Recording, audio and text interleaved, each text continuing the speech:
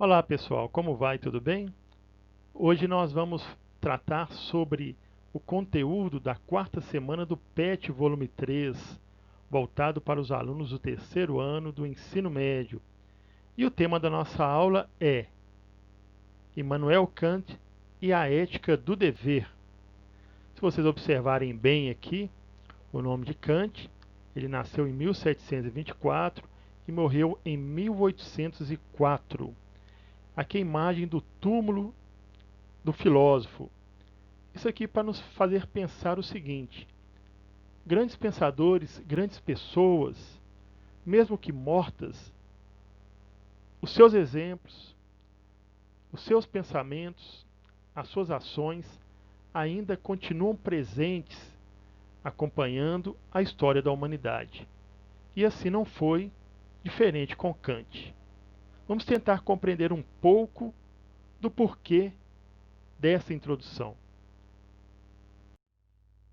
Então, palavras-chave: Kant, ética, razão, imperativo categórico e dever.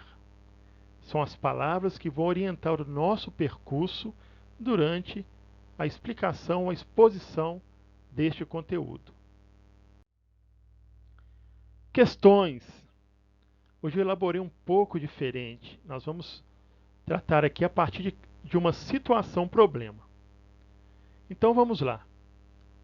Imagine o seguinte: ao entrar na sala de aula, sozinho, depois do intervalo, você encontra um aparelho celular sobre a mesa.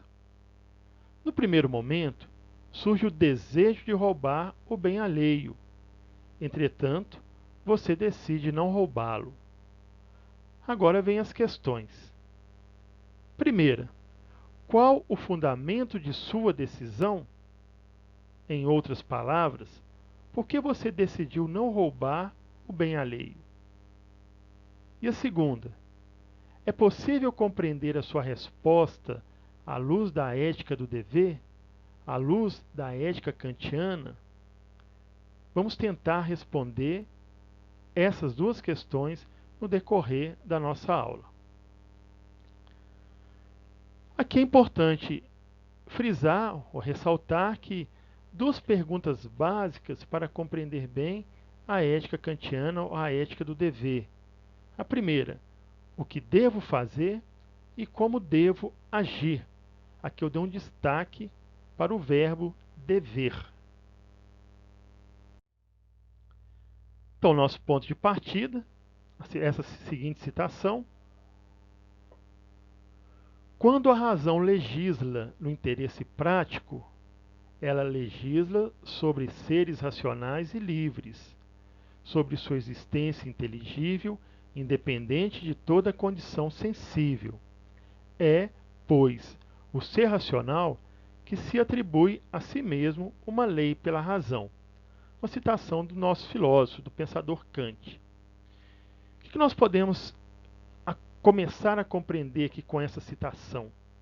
Ele vai dizer: quando a razão legisla no interesse prático, quer dizer, a razão cria normas e regras para o interesse prático, o interesse comum, para a prática cotidiana, do dia a dia. E essa prática comum no dia a dia está relacionada à vida com os outros. Aqui entra o campo da moral, razão prática. Ela legisla sobre seres racionais e livres, ou seja, ela cria normas e regras para os seres humanos, que têm duas características fundamentais: a racionalidade e a liberdade.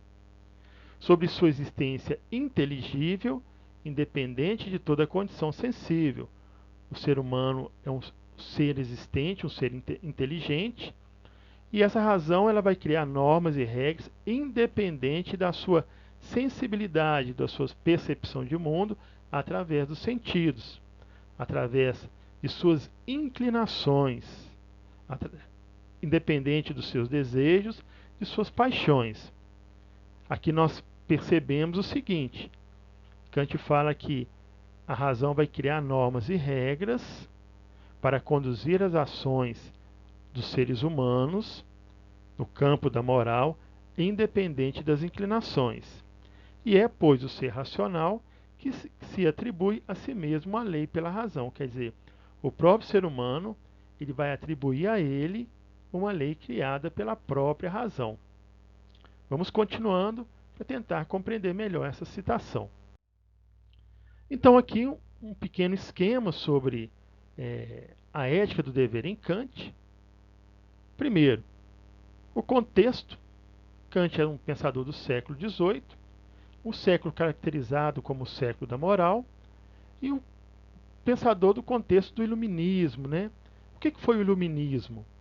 Um projeto pedagógico político de construção da autonomia da razão e da emancipação da humanidade. Quer dizer, projeto pedagógico político, conduzir o ser humano na sua prática cotidiana, na sua prática diária, a chegar a ter autonomia, a se emancipar, a caminhar a partir das próprias regras construídas pela razão.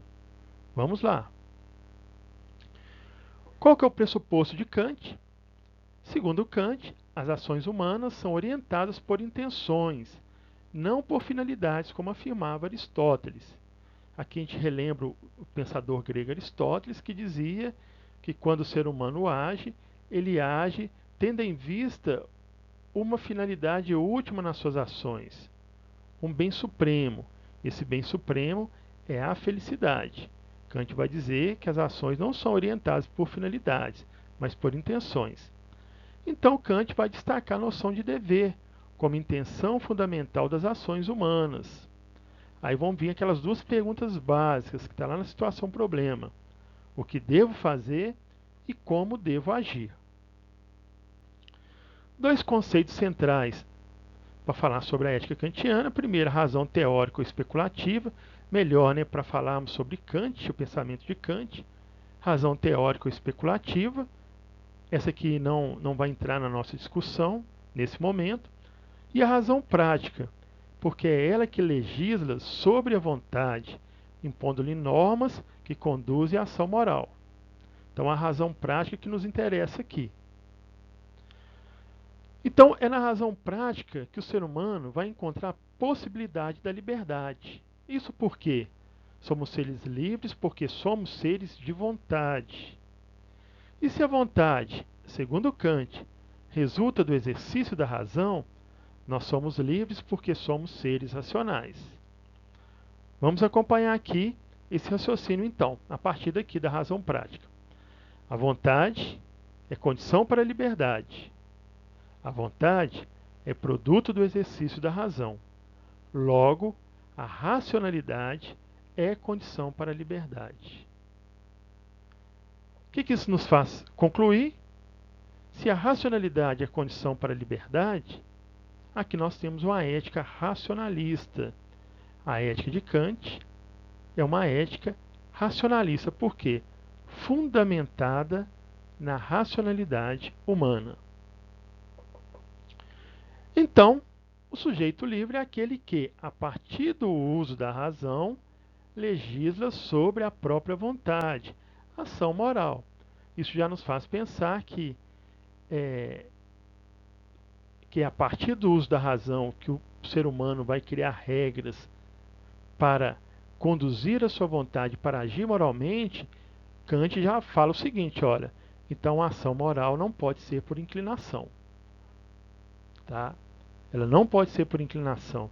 Ela tem que ser a partir do uso da razão. E por fim, aqui nesse esquema, entra o conceito de autonomia, que é a capacidade de governar por si mesmo. Em Kant, autonomia e liberdade se confundem. Autonomia e liberdade têm o mesmo significado. E por que nós entramos com o conceito de autonomia? Porque, sendo Kant um pensador iluminista, e um dos propósitos do iluminismo é a autonomia da razão e da emancipação da humanidade, é importante entender essa situação aqui, esse conceito em Kant.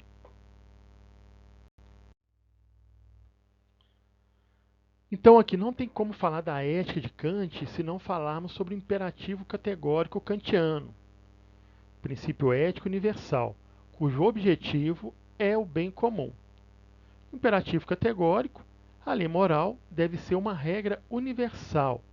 É fundamental que nossas justificativas da ação sejam válidas para todos e aceitas por todos. Isso só é possível com a intervenção da razão prática. Então, o que isso quer dizer? Que uma regra ou uma lei universal, que a lei ou a regra que vai orientar a minha decisão e a minha ação, ela deve ser universalizada. O que isso significa? Deve ser aceita por todos e deve servir de exemplo para todos. Assim, estará acontecendo o imperativo categórico. E a partir daqui, Kant apresentou 3 formulações do imperativo categórico. A primeira, age unicamente de tal forma que sua ação possa se converter em lei universal. Depois, age de modo que sua regra de conduta possa ser convertida em lei universal da natureza. Observe aqui que na letra A e na letra B, tanto a ação quanto a regra de conduta deve ser universalizada. Já na letra C, ele muda um pouquinho a formatação do imperativo e vai dizer o seguinte: age de acordo com os princípios que considere a humanidade sempre como um fim e nunca como meio. Olha que interessante. Os princípios, as regras morais que vão orientar a sua decisão e ação deve considerar o ser humano como fim e não como meio. O que isso significa? Ao decidir e agir, nunca utilizar o ser humano como meio para alcançar um objetivo, para alcançar uma finalidade. Porque o ser humano, ele tem o seu valor, a sua dignidade em si mesmo. Aqui em Kant, nós encontramos o princípio da dignidade humana. Continuando, aqui nós voltamos à situação problema, né? Lá no início da nossa aula, a decisão de não roubar um bem alheio. Essa decisão, ela pode ter 2 respostas. Então vamos a elas. A primeira, uma decisão pautada na heteronomia. O que significa? Decisão fundamentada em normas externas, obedecendo normas externas. Então, a pessoa decidiu em não roubar o bem alheio devido a uma regra externa.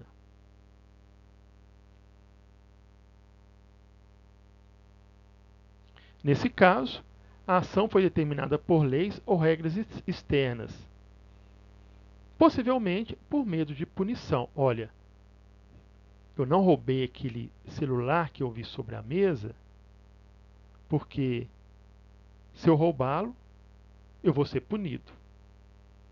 Primeiro caso. Agora vamos ao segundo caso. A autonomia, uma decisão pautada na autonomia.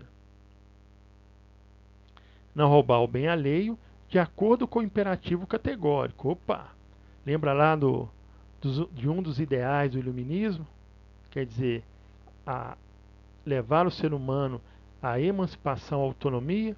Então, o imperativo categórico, ele visa a autonomia humana. Isso porque é uma ação orientada pela vontade, pela livre decisão, que aqui cabe refletir, avaliar e julgar. Olha que interessante. No caso da heteronomia, podemos dizer que é uma decisão pela inclinação, pelo desejo, pela paixão, pelo medo de punição. Na autonomia, uma decisão pautada pela razão. Houve uma reflexão, uma avaliação, um julgamento e uma decisão. Aqui, nesse caso, nós, da autonomia, nós chegamos à ética em Kant, a ética do dever. Né? Eu não roubei porque é meu dever não pegar um bem alheio. Então, aqui as nossas referências bibliográficas. Terminamos a nossa aula sobre a ética do dever em Kant, mas faço um convite para que vocês possam continuar a reflexão sobre essa teoria, muito importantíssima e atual nos nossos tempos, principalmente no tempo marcado, onde muitas pessoas elas agem mais por medo da punição do que pela consciência de que tem que agir em função de um dever moral. Então fica a dica aí para vocês, para todos nós. No mais, um abraço a todos, cuidem-se.